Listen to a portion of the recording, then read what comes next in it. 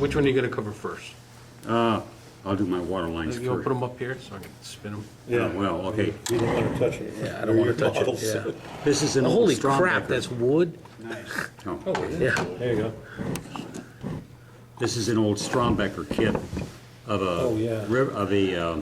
Tacoma class frigate, which is an American version of a British river class frigate. I guess that's why they call it a frigate instead of a destroyer escort, which is an extended and streamlined version of a Flower class corvette. It's got the same engines. It's got two triple expansions, piston steam engines, and they built about, the Navy had about, I don't know, 10 or 12 of them, and they were all manned by Coast Guardsmen, and the last U-boat sunk in the war was sunk by a Tacoma class frigate. So it was just days before the end of the war. Anyway, this is a Strombecker, that's from the 1940s, the Strombecker kit. They were kind of like the Aurora of their day. Yeah. And that's out of the box. The big plywood discs are the 40 millimeter gun positions. The little plywood discs are the 20 millimeter gun positions, and the little hunks of wood with the nail in them are the 3-inch guns. And you had to supply your own nail. They didn't give you one. And they had to give you a little piece of bamboo. But anyway, I thought that was a neat ship. And I had a set of drawings and some photographs, so I had two of these, so I stripped one off and tried to make it into a half-decent looking model. And the guns and the depth charges, that is the 20-40 and 20 to 40 millimeters, and the depth charges, and the 20 millimeters are from scrounge from other kits. The rest of it's scratch built. And so anyway, I tried to make it look better than the out of the box kit. But that's what Strombecker gave you, and it was just pretty basic. And all the Strombecker kits were wood, and Yeah. It's amazing. So this started life as this. Yeah, this started life as this. That's amazing. That's what I said. It's amazing. Yeah. Gets better, guys. Yeah. Yeah. It gets better, guys. I thought Rob had skills. Yeah. Okay. This is a Fokker D8 I've been. Oh, yeah, you were working on. Yeah, you brought part of that last month. Yeah, I was Yes. scratch building it. I got the wing done, and the guy that recommended basswood's not here. But anyway, I went and bought a slab of basswood and carved out the wing and sanded it, and gave it a coat of auto body primer. So I got the wing.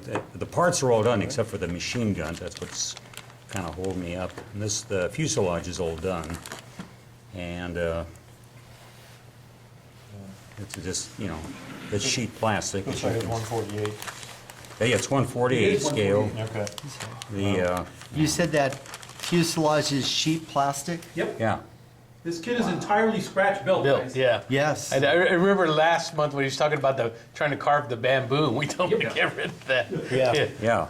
Well, this is Then we had basswood. basswood, right.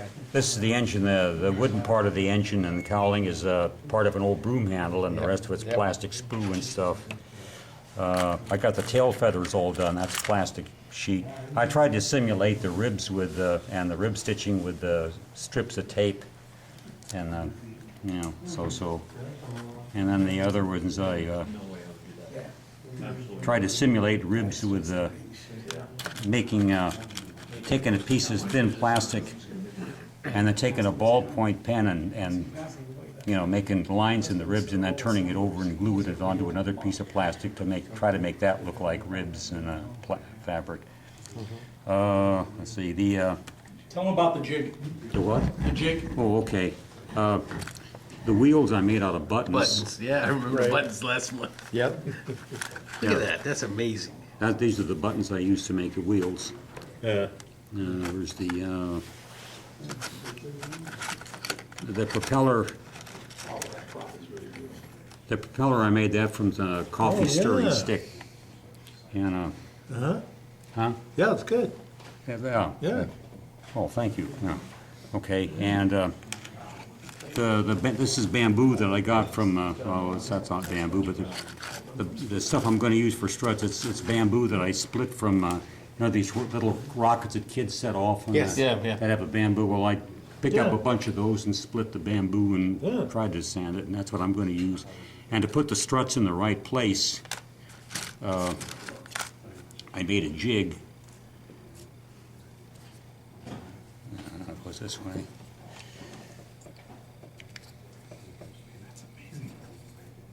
Okay, yeah, there it is. And that way I can put the struts in the right place.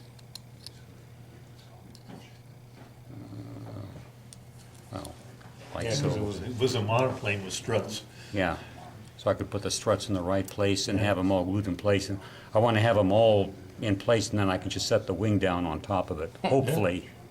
And then I'll use the same pattern to put the holes in the wing. Yeah. And see, I guess that's it. So I hope to have it built sometime in the near future. I'm sorry, Okay. Rob, I thought you had skills, but I am a Neanderthal compared to Ralph. Okay, Ralph. Yeah, So because these are Neanderthal kids. just an estimate, how much money do you think you've got invested in materials for this model right now? Well, the slab of basswood was $5, Okay. and the rest of it's just stuff I had laying around. 79 cents. Oh, Yeah. the package of buttons Hey, was 79 and- cents or something. Less than $10, in other words.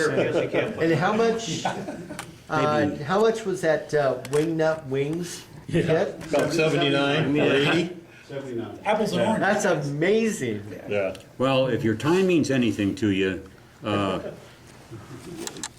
you know, this besides putting the parts together, which I'm gonna do, but to make the parts to put together is, that takes more time and effort. And then to make the jig and stuff, to make the parts to put together, takes even more time. So maybe you're better off paying the $20 or whatever it is for the, I think this is my last. I think the wing nut wings kit is more than 20. I can bathe in Ralph's limelight and only in the fact that I do a lot of photo etch, which is something that Ralph will not do. Well, I tell you what, Ralph, you never cease to amaze me. That, guys, is a modeler. Yes. That is a real modeler by definition. The rest of us are just assemblers.